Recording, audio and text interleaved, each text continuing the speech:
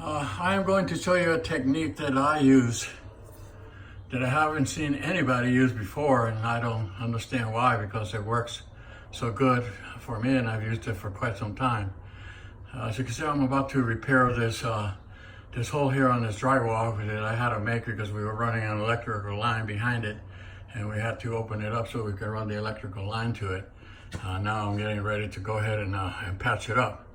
I already prepared it, and I am going to, this is the piece that I'm going to be inserting in here. Like I said, I've already have it ready to go.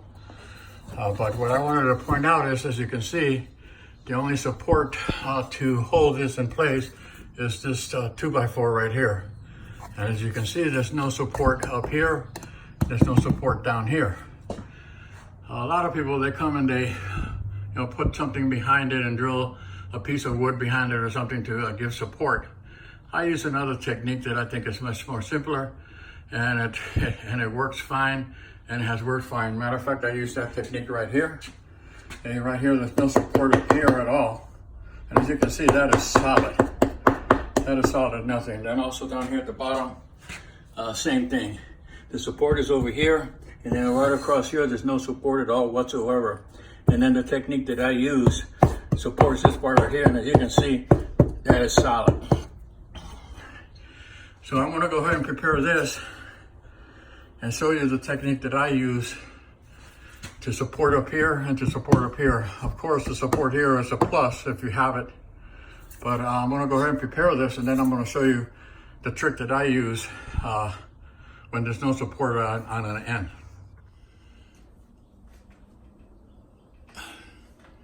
Okay, I've already prepared this.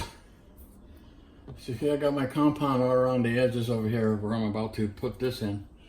As you can see, what I've done is I've come and I put the mesh behind it. I put some compound behind it, and I put the mesh behind it.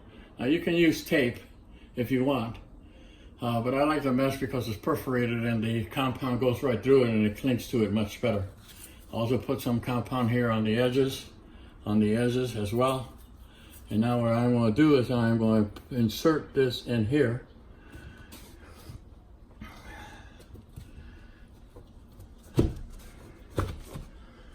Insert it right here and pull these out and put them up on the compound.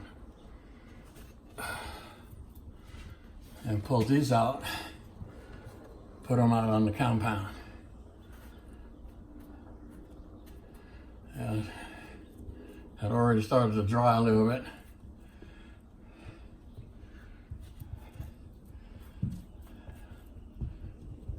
Now I've already marked where my 2x4 is, where I'm gonna at least put the support on it, where the support is gonna be.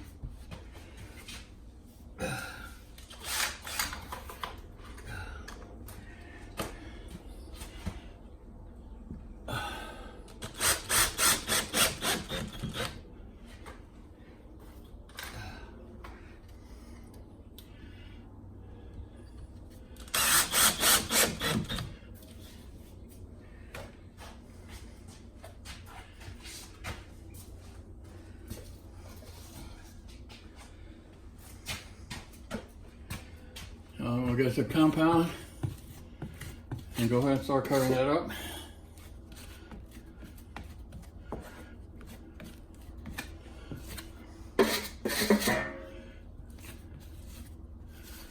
And I guarantee you, when this dries and this dries, this is going to be just as solid.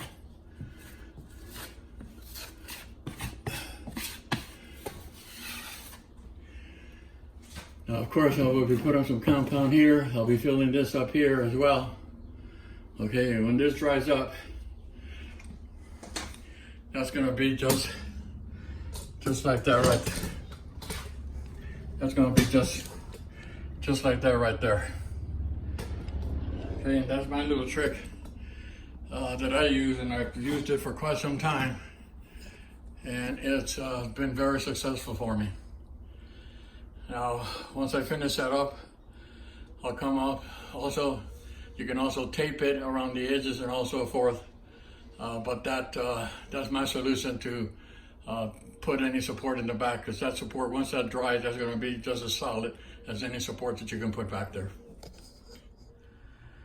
Okay, there I've already started smoothing it out, leveling it out. As you can see, it's already coming around, and pretty soon it's going to look like that. Just going to let that dry a little bit, and then once it does, I'll give it one more pass, another coat over it, and make sure that it's nice and smooth, and that'll be good to go. Okay, I gave it there one final last coat right there, and just going to let that dry now. And once that dry, that's going to be just as solid it can be. So when it dries up, we'll come back, we'll take a look at it. Maybe a slight sand, but I think that should do it right there. There it is, already finished. Dried out. I've already put the final coat on it and smoothed it out. And as you can see, solid. Solid. That is about as solid as you're gonna get. Remember, there was no support up here, no support over here. It did have the 2x4 over here that I used, but with the mesh behind it, like I showed you, gave it the support. And once that thing dries up, it dries up solid. And that's a little trick that I've been using for quite some time. I've never seen anybody use that. I don't know why, because it's so simple and it's very effective. And you don't need to be putting any pieces of boards or anything behind it. Just do what I just showed you, and you can just about repair any drywall without any support behind it. I hope this video will help you, and I am out.